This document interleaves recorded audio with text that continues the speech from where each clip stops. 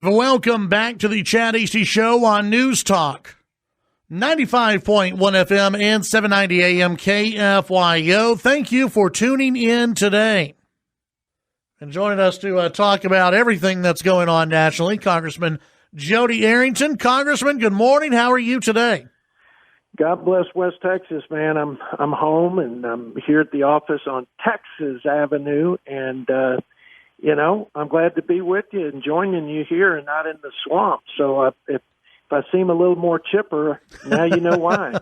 Well, it's good to visit with you, and you bring up something that's been a kind of a discussion around here, and I think around everywhere, which is you've got the Senate back in Washington D.C. right now. Nancy Pelosi not ready to get back to Washington or bring back the House yet. Should the House be back, or is everything? Are you where you need to be right now? Well, I've been basically, because of my family situation, as I say, been stuck up there with nobody has been in the House other than the last couple of weeks when we voted the past sort of COVID recovery legislation to recapitalize the PPP and some more healthcare infrastructure funding.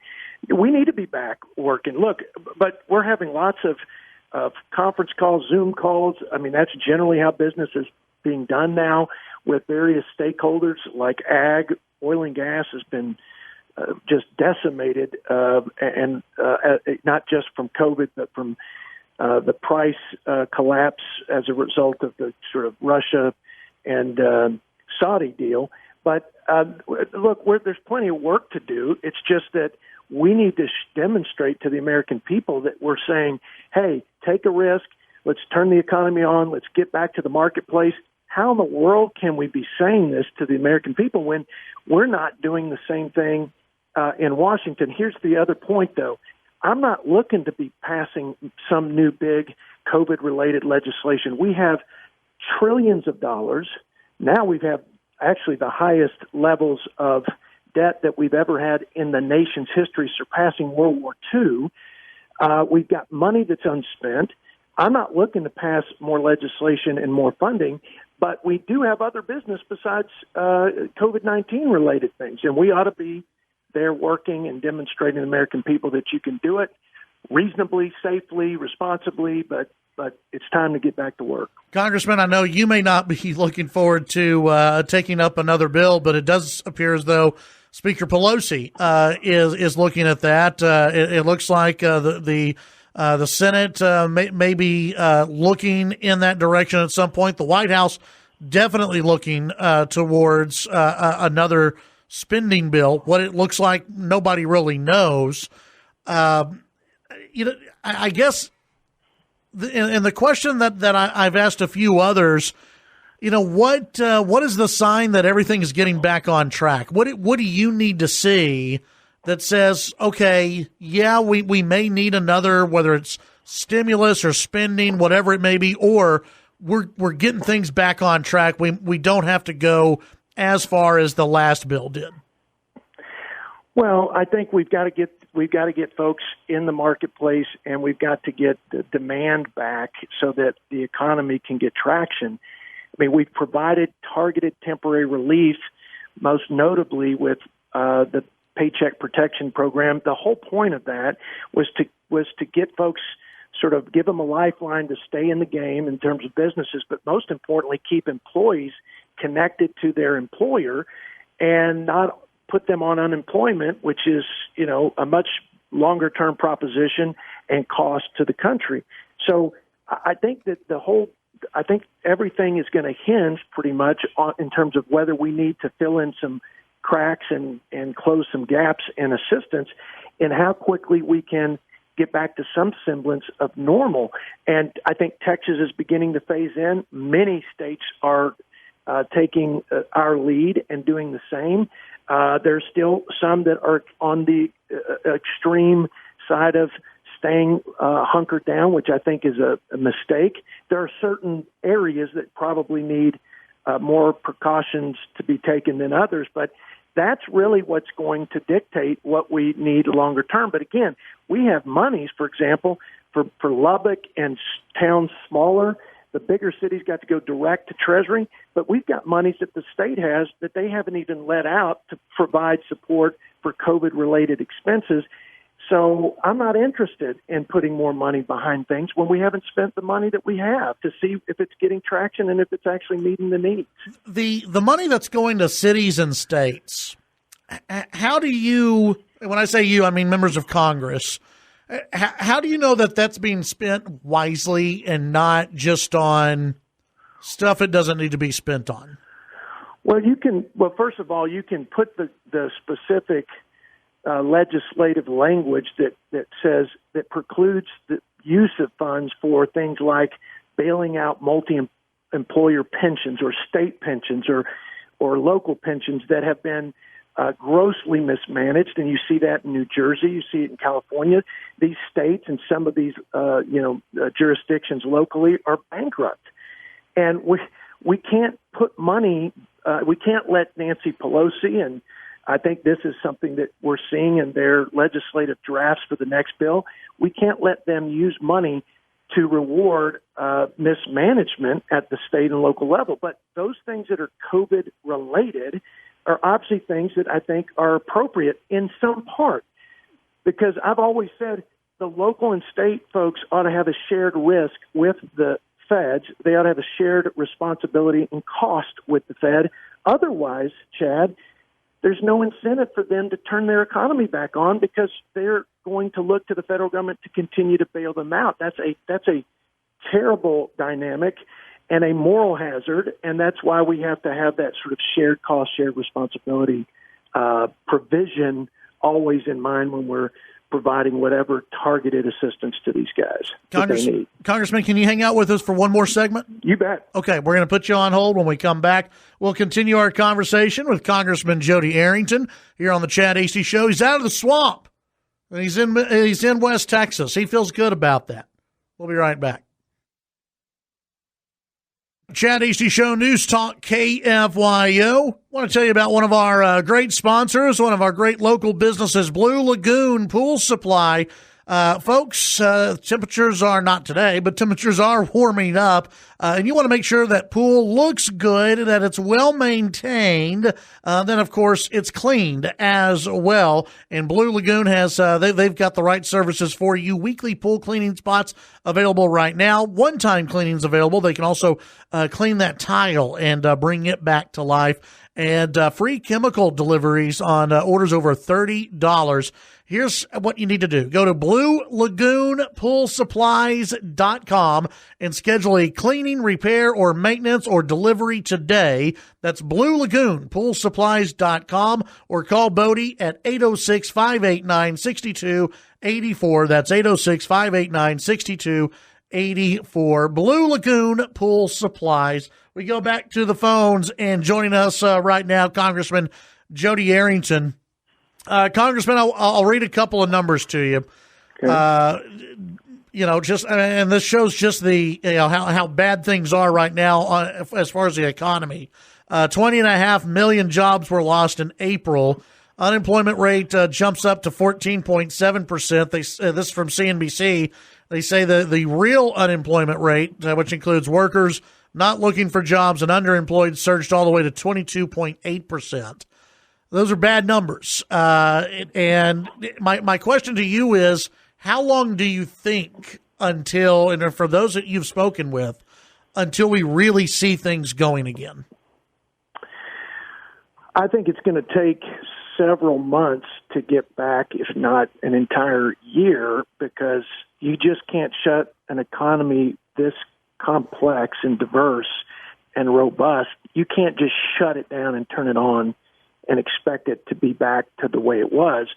There'll be all kinds of things that will happen in terms of fallout. People will pick up the slack, but our job is to make sure that we don't put permanent new government entitlement programs in place that are going to break the balance sheet long term. Remember, we've got two crises we're managing, and one that would really take us under altogether. The first one is the response to COVID and safety of the American people. The second is the recovery and the economic impact, staving off a long-term recession or depression. That's where we are right now. I think we're in a window where we can bounce back. It will take time.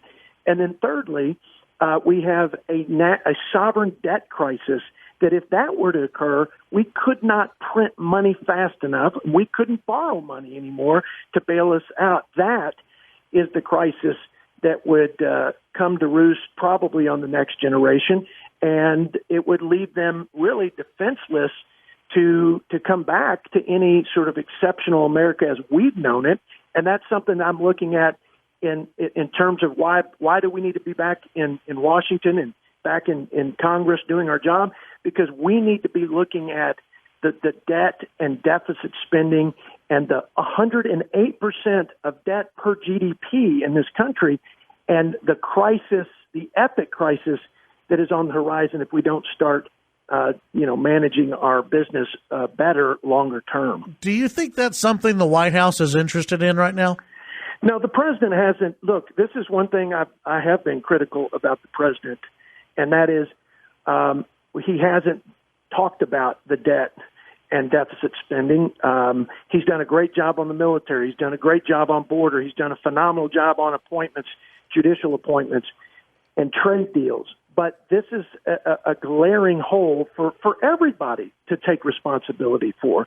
And here's the thing, Chad.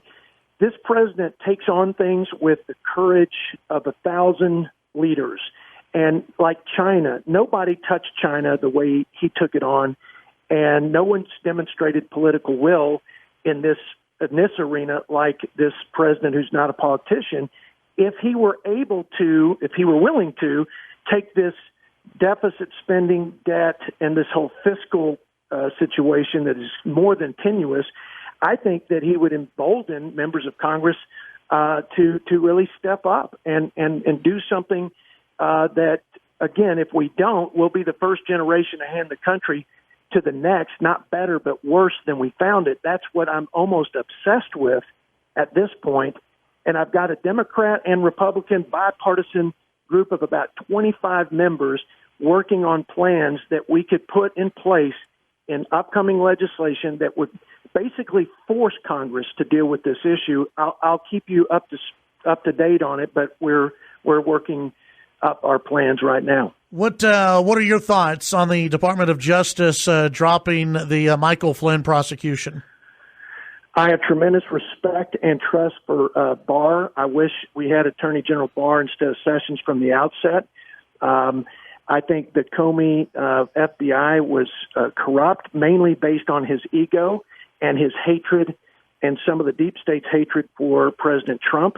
We heard that with McCabe and Strzok and Page and some of their comments about taking out an insurance policy during the Trump-Russia collusion hoax. We saw it graduate and escalate to weaponization of impeachment, where Nancy Pelosi called for impeachment before she even read the transcript of the president's conversation.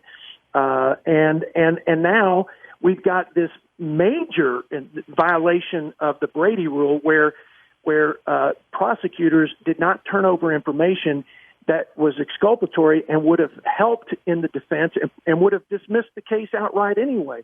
So the abuse of power, it seems to be fraught throughout the senior leadership of the residual Comey administration, and those folks need to be held accountable. I think he's doing the right thing, and I think it has been a major miscarriage of justice, but it started with the Russia collusion, and it's just been people obsessed with discrediting this president and keeping him from doing his job and keeping him from being reelected. Before we let you go, Congressman, yesterday I was visiting with a candidate for Congress over in the Texas 13th Congressional District, Dr. Ronnie Jackson. He's in a runoff there. Former White House physician. He was talking about trying to bring back manufacturing jobs, pharmaceutical manufacturing jobs from China back to the U.S. Do you think that's something that needs to happen? Listen, absolutely, it should have happened decades ago. President Trump, in spite of all this nonsense that's been thrown at him, has addressed that at least initially. But there's a whole lot more we need to do to restructure the supply chain so we're not dependent on China or, quite frankly, anyone else for the supplies that are critical to our nation's health, safety, and security. Yeah, absolutely. Congressman, appreciate your time today. Hope you have a great weekend. What do you think? You're going to be back in D.C. next week? Is that that's what one of the headlines just said on Fox News? Well, to me, we need to be back, and we need to lead by example, and there's plenty to do.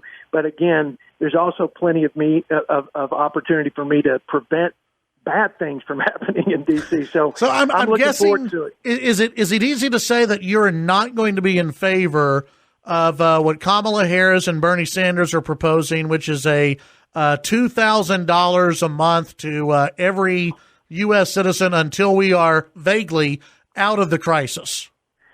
You know, the Democrat socialist never cease to amaze me in seizing the opportunity around this crisis, from the Kennedy Center funding